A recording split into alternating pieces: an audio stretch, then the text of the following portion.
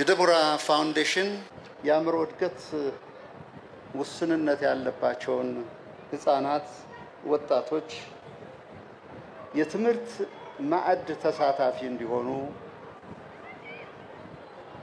እንዲሁም ደግሞ የጤና እንክብካቤ እንዲያገኙ ተሟልቶ ተሳክቶ እንደማንኛውም ኢትዮጵያዊ የሥራ ዕድል እንዲያገኙ ይህንን በር መክፈት ማለት ለኢትዮጵያ ታላቅ ተግባርና ድርጊት ነው ለማለት ይቻላል።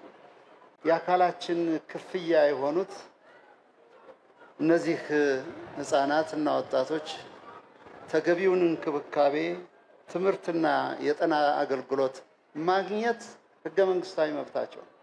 ይህን የማስፈጸም ደግሞ በበጎ አድራጎት ድርጅቶችና በፋውንዴሽንስ ብቻ የታጠረ ሳይሆን የመንግስትም የማህበረሰብም ኃላፊነት መሆኑን እንደገና በአጽንኦት ለመግለጽ እወዳለሁ።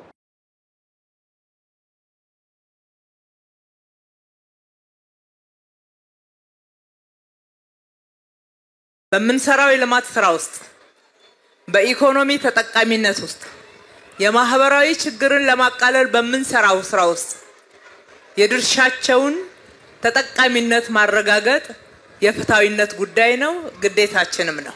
በአዲስ አበባ ከተማ አስተዳደር ውስጥ በተለይም በጤና አገልግሎት በኩል ለእንደዚህና መሰል ህፃናት ነፃ የጤና አገልግሎት ለመስጠት በዚህ አጋጣሚ ቃል መግባት እንወዳለን።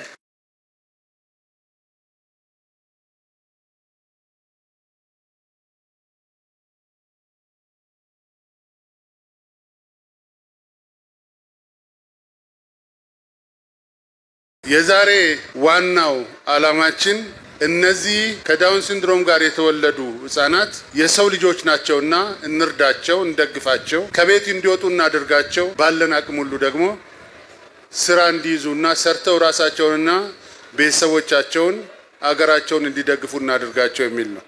ዲቦራ ፋውንዴሽን ለዚህ ማሳያ የሚሆን በየካ ክፍለ ከተማ ከ12 ልጆች በላይ ወደ ስራ አስገብቷል።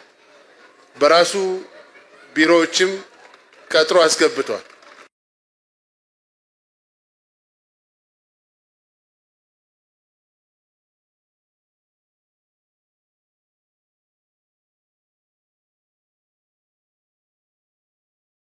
እንደ ጤና ጥበቃ ሚኒስቴር የጤና ባለሙያዎች እነኚህን ግለሰቦች ለመከባከብ በተለይ ሁለንተናዊ አቆራረብን እንዲሁም እነሱን ያማከለ ስርዓትን በእያንዳንዱ ስራችን ውስጥ እንድንከት በዚሁ ማሳሰብ ፈልጋለሁ።